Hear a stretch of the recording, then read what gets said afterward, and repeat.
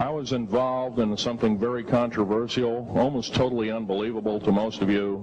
Some of you are religious people. I think all religions have a time and a place, and they definitely have a place in America. Now, another thing I want to reach to you is that during the unbelievable part, I was involved in building another base inside of Dulce, New Mexico, which is Los Alamos Laboratory. It's a biological laboratory. On the southwest part of the Archuleta Mesa, we built an underground facility, a better part of 3 cubic miles hollowed out underground. Then to the southwest of that, we were in the process of the early stages of building. We drilled 4 large tunnel-like holes. Some of them ran 2.5 miles under the surface. Number of the original wells or drilling machines that were used were at the rate of 2 miles a day. It was fairly rapid. The equipment kept coming up broken. So we wanted to go down and we wanted to send somebody down there, a human observer, or human observers in this case, to find out what was going on. Well, to our total surprise, first of all, the government knew all about it. They didn't tell anybody. When I saw Green Beret and Black Beret people encamped inside of our geologist camp, I knew something was up. The gig was up. First of all, I knew all about the alien agenda. I'll explain that in a few minutes. The large alien grays had been encamped there for, as best as believed possible, about 400 or 500 years. It had been one of their internal bases. And we drilled holes right on top of it. All the stinking air, all the black sooty air came right out as soon as the first hole was sunk, and all this soot came up, and well, that's when all the hell broke loose, really, all started. Anyway, after we drilled all 4 holes, it took about 2 days to drill all 4 of them.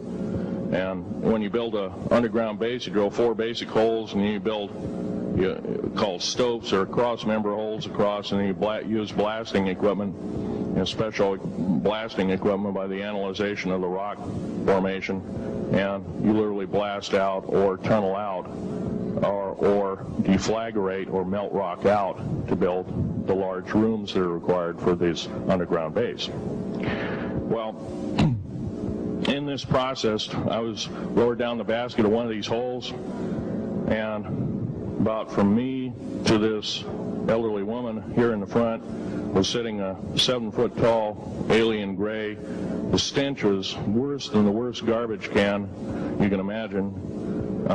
The person the entity was absolutely horrible. I didn't waste any time. I reached for my pistol. At that time, as an engineer, I didn't have time to carry all the folderol of one of these big submachine guns that all the sea spray and the yellow fruit and all the outer perimeter and inner perimeter security people carried. I carried a little Walther PPK pistol with a 9-shot clip. This is in late August of 1979. Now, you got a regular suit of clothes, you got a regular clothes on, plus you're in almost like a spacesuit environment, and you're reaching for a gun. It's not the easiest thing to do, and then to pop a clip in it and start shooting. And I killed 2 of them. Yes, they're mortal, and they do die. However, in the process, one of them did this. All I remember is that he just kind of waved his hand in front of his chest, and the next thing I know, this blue beam hit me and just literally opened me up like a fish, and burnt my fingers right off of me. And it was some form of electrical force, because the kind of like being hit by a lightning bolt burned all my toenails off of me. Completely crispy crittered my left foot, burnt the shoe right off of me. All I remember is the smoking remains, and I'm still conscious, but in and out of, I didn't remember much. And there was a Green Beret that was right behind me that risked his life. In fact, he died. But he risked his life. He shoved me back in the basket and hit the button and took me up. I wouldn't be alive talking to you today if it wasn't for him. I'm forever indebted. He lost his life. 66 Secret Service agents, Green Berets, Black Berets, crack troops lost their lives because the government, our United States government, lied, did not tell us anything about the alien threat. There's a war underneath there, and I'm talking dead serious.